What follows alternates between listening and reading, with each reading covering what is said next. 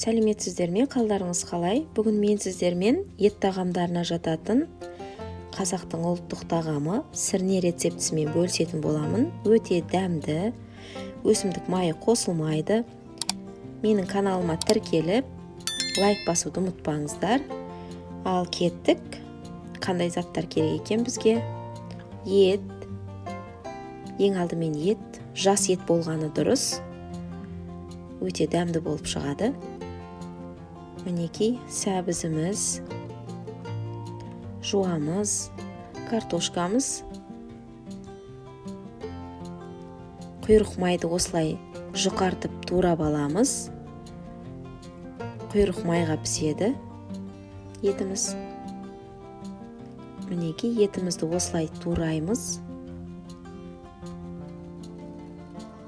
Тым майда болмау керек, өйткені сүйектері бар. Сүйектермен бірге піскен кезде еттеріміз тым майда болып езіліп кетуі мүмкін. Сондықтан да осылай үлкендеу етіп тураймыз. Мінекей жуамызды да осылай турап аламыз.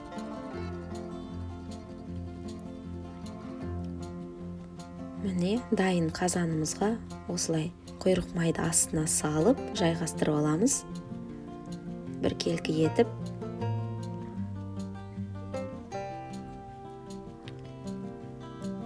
Міне етімізді жайғастырамыз енді. Арасына жуамызды қосып жібереміз. Үстіне де саламыз, негізі қазір астына салып жатырмын. Мінекей сүйектерімен араластырып орналастырамыз. Тұзын, қара бұрыш сасаңыздар болады. Мінекей мен лавр жапырағын салып жатырмын. Міне тұзын салдық. Одан осылай сарымсақты арасына салсаңыз керемет дәм береді. Бетіне жуамызды салып жібереміз. Міне дайын. Бұны қозғап қажет емес. Осы күйінде отқа қоясыздар. 1 сағат 45 минутта өзі дәмде болып пісіп шығады. Оған дейін біз картошкамызды дайындап аламыз.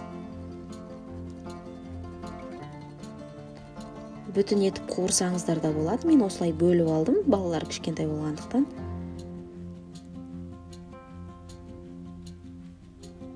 Міне сәбізімізді де осылай бөліп алдық. Майымыз қызғанша осылай қамырымызды илеп аламыз.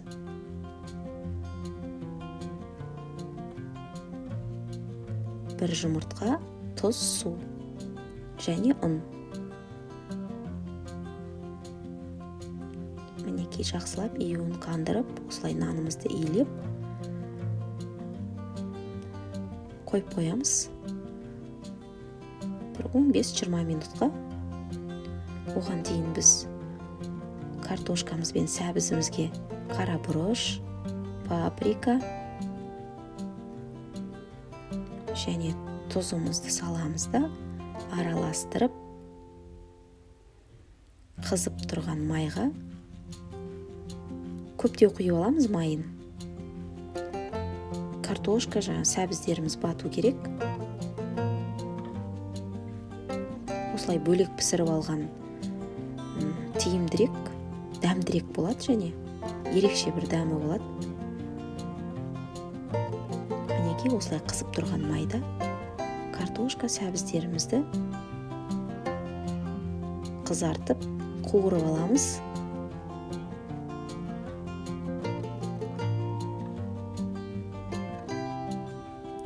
Дәмі деген енді өте керемет болады сірнеміздің.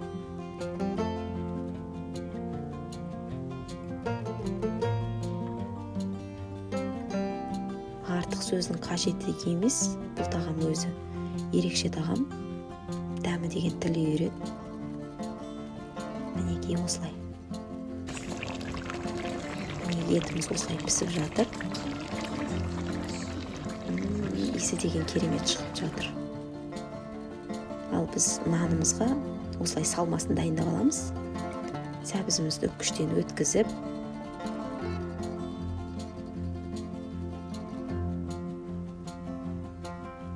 көк жуамызды турап осылай салмасына өздеріңіз қалағандарыңызша салсаңыздар болады. Мен осылай көк пияз, жаңағы сәбізімді 40 қабат осылай саломкалап турап, осылай араластырып, тұзын салып, май құйып жібереміз азырақ. Міне енді нанымызды жайып аламыз, жұқартып.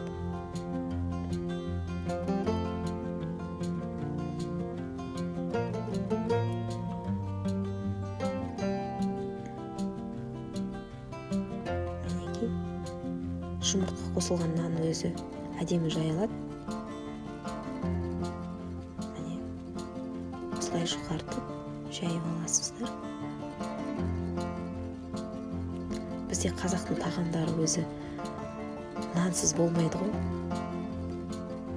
Дәмі кірмей қалады.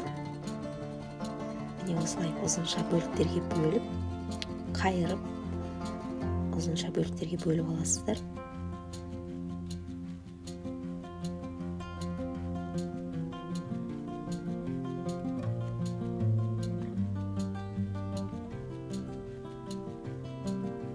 Содан ортасына ашып, осылай салмамызды салып,